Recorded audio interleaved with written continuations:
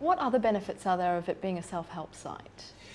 Self-help can really be an enabling kind of experience, because what this site does is puts the person who enters it in charge of getting the information he or she needs.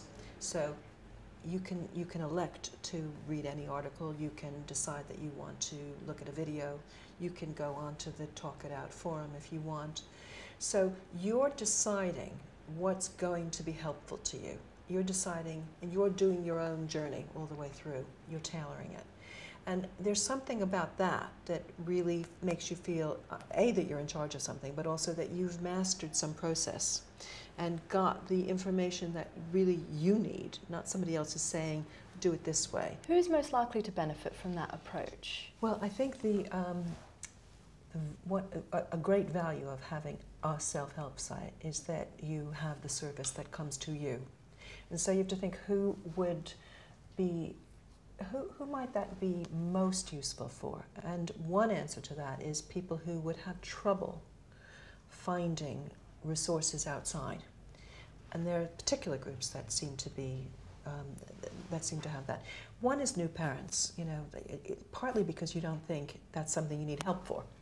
And we don't have street corner advice bureaus for new parents. We don't have that kind of naturally occurring expertise sites for them outside. Here's one that's in your house and it's available all the time. So that's one group. Another group is parents with children with disabilities. To have information or a sense of other people going through the same thing, or getting tips on how you might go forward, making plans to manage the disability as it happens in your family life, is invaluable to have it right there. The other group that curiously might really benefit from having a self-help site is men. Because men, the research that 1+1 did showed that men particularly like the internet, and also particularly like the fact that it's anonymous and confidential.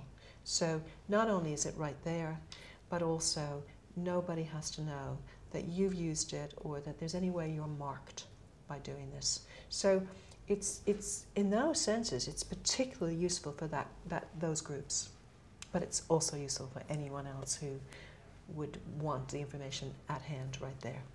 Can we trust the material that's on this site? One of the things that marks 1+1 as the leading relationship research organization in this country is that it's particularly keen on garnering research that is evidence-based. So nothing that 1+1 puts out there is not, in a sense, expert-checked and done with the kind of integrity that you would expect of any good research.